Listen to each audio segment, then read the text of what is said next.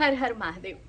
લગભગ 10 દિવસથી વધારેનો સમય થઈ ગયો છે ને જો તમે ખૂબ સારી રીતે ડાયટ ફોલો કર્યો હશે તો તમને વિઝિબલ રિઝલ્ટ પણ દેખાવા લાગ્યો હશે. આજનું ડાયટ કેવું હોવું જોઈએ ચાલો તેની વાત કરી લઈએ. તો શરૂઆત તમારે કરવાની છે સવારમાં ઉઠીને 1 ગ્લાસ હોટ લેમન વોટરથી. જી હા, સિમ્પલ તમારે નવસેકું પાણી લઈ એની અંદર અડધું લીંબુનો રસ નીચવી દેવાનો છે. જેમને લીંબુ નથી પસંદ એ એવું કરી શકે છે કે તમે અજમાનું પાણી લઈ શકો છો અથવા તો આદુનું પાણી પણ લઈ શકો છો. એ પણ તમારું બ્લોટિંગ ઘટાડશે, પેટના જે પણ ઇસ્યુ છે એમાં હેલ્પ કરશે અને સાથે તમને દિવસભર એનર્જી રાખશે અને ક્રેવિંગ પણ ઘટાડશે.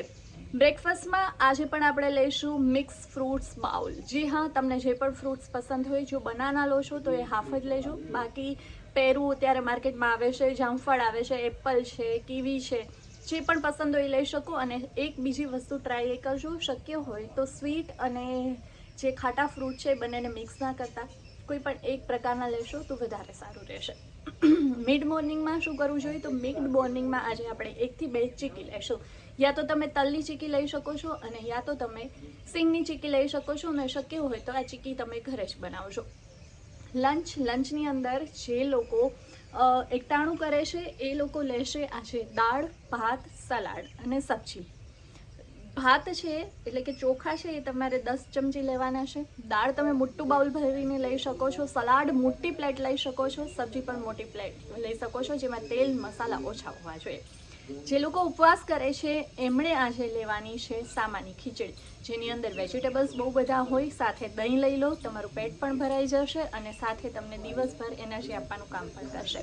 હવે વાત કરીએ ઇવનિંગની. તો ઇવનિંગમાં એટલે કે સાંજના સમયે સ્વાભાવિક રીતે જ કંઈક સ્વીટ ખાવાનું મન થતું હોય તો તમે એવું કરી શકો છો કે જે મિશ્રી આવે છે એનું વરિયાળીનું 1 ગ્લાસ પાણી બનાવી લો. 1 ચમચી વરિયાળીનો પાવડર, એની અંદર અડધી ચમચી મિશ્રી નાખીને મિક્સ કરી લો ઠંડા પાણીમાં અને તમારું વરિયાળીનું શરબત તૈયાર છે. તમને મજા પણ આવશે અને સાથે પેટ ભરાઈ જશે. રાતના ડિનરની વાત. રાત્રે ડિનરે આજે આપણે લઈશું સ્વીટ પોટેટો ચાટ. જી હા, અગાઉ પણ મેં તમને કહ્યું હતું કઈ રીતે બનાવવાનું, એ તમને ખ્યાલ જ છે. નો ખ્યાલ હોય તો તમે મારા આગળના વિડીયોમાં જઈને જોઈ શકો છો. સ્વીટ પોટેટો ચાટમાં તમે મેક્સિમમ 2 સ્વીટ પોટેટો એટલે કે શકરિયા લઈ શકો છો અને બાકી તમે ચટણી નાખી દો અને 1 મુઠ્ઠી જેટલા શેકેલા સિંગદાણા, દાડમના દાણાથી ગાર્નિશ કરીને તમે ઠંડી ખાઈ શકો છો.